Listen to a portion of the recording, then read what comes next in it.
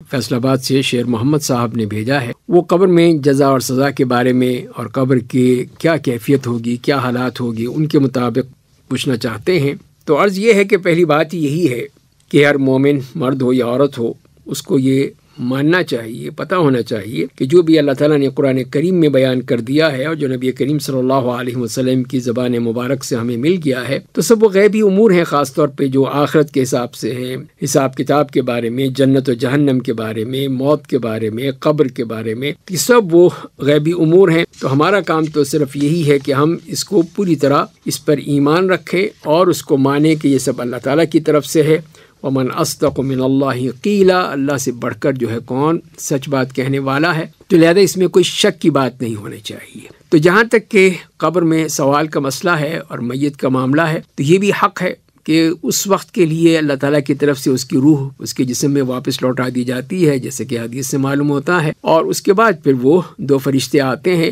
اور وہ پھر اس سے پوچھتے ہیں کہ من ربک ما دینک ومن نبیک، کہ تیرا رب کون ہے، تیرا دین کیا ہے، تیرا نبی کون ہے۔ اور جو مومن ہے وہ تو جواب دیتا ہے بڑے اطمینان سے، اس لیے کہ پوری زندگی اسی پہ ایمان تھا اس کا کہ اللہ میرا رب ہے، اسلام میرا دین ہے اور محمد صلی اللہ علیہ وسلم میرے نبی ہیں، اور یہی پھر وہ ایک مومن کی شان ہونی چاہیے۔ اور اس کے بعد جو ہے وہ جب یہ کہہ دیتا ہے تو وہ یہی کیا کہا جاتا ہے کہ ہمیں تو پتہ ہے کہ تو مومن ہے،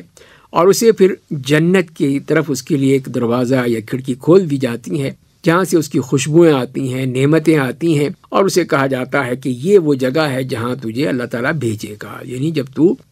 دوبارہ زندہ ہوگا تو وہاں پہ تجھے بھیج دیا جائے گا، یہ ہے تیری جگہ، اس کو دکھا دی جائے گی۔ اور اس کے ساتھ ساتھ جہنم میں بھی اس کی جو جگہ ہے وہ بھی دکھا دی جائے گی کہ اگر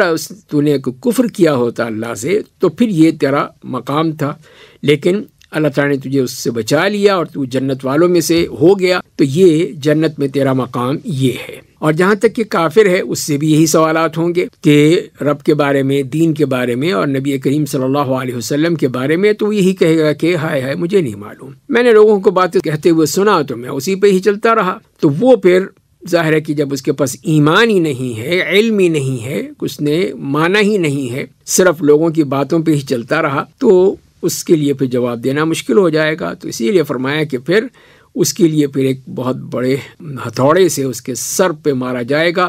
اور وہ چیخے گا جو کہ جن اور انس کے علاوہ باقی سب سنیں گے، تمام حیوانات سنیں گے، اور اس کے لیے پھر جہنم سے دروازہ ایک کھول دیا جائے گا، قبر اس کی تنگ ہو جائے گی، حتیٰ کہ اس کی پسلیاں جو ہیں وہ آپس میں پیوست ہو جائیں گی، اور پھر یہی قبر جو ہے اس کے لیے جہنم کے گڑھوں میں سے گڑھا بن جائے گا، اور جہنم کی اس کی گرمی ہے، لو ہے، تپش ہے، وہ اس تک آئے گا، اور اسے کہا جائے گا کہ یہ ہے تیرا مقام جہاں تجھے دوبارہ زندہ ہونے کے بعد بھیجا جائے گا۔ اور پھر اس کے ساتھ ساتھ بھی جنت کا دروازہ بھی کھول کے دکھا دی جائے گی، اس کی جنت میں اس کی سیٹ، اس کا مقام، اور کہا جائے گا کہ اگر تو ہدایت پر ہوتا، اللہ کی بات مان لیتا، اللہ کے رسول کی بات مان لیتا، تو آج تو یہاں ہوتا، لیکن جب کہ تو نے نہیں مانا تو تیرا یہ مقام ہے۔ تو اس سے معلوم یہی ہوا کہ یہ قبر جو ہے ہمارے لیے جنت کی کیاریوں میں سے کیاری بن سکتی ہے، یا جہنم کے گڑھوں میں سے گڑھا بن سکتا ہے، اگر ہمارا عمل جو ہے جس طرح ہوگا اس کے مطابق۔ اور دوسری بات یہ ہے کہ جو بھی عذاب ہے اور جو بھی اس کی نعمتیں ہیں وہ انسان کی روح اور جسم دونوں کو ہی ملیں گی، اور دونوں تک اس کو اثر پہنچے گا، اور اسی طرح آخرت میں، پھر جنت میں یا جہنم میں، جہاں پہ بھی اس کا معاملہ ہوگا۔ اب اس کے علاوہ وہ لوگ جو ہیں جو کہ کسی غرق ہو گئے ہیں، جل گئے ہیں، کسی نے ان کو کھا لیا ہے، درندوں نے کھا لیا ہے، تو ان کی روح کے لیے نصیب ہوگا وہی جو ہونا چاہیے، عذاب ہے تو عذاب ملے گا، اور اگر نعمتیں ہیں تو نعمت ملیں گی، اور پھر اس کے جسم کو اللہ تعالیٰ لے آئے گا، چاہے وہ جہاں پر بھی ہوگا، چاہے وہ سمندر میں ہے یا خشکی میں کہیں ہے یا کسی درندے کے پیٹ میں ہے، اس کو اللہ تعالیٰ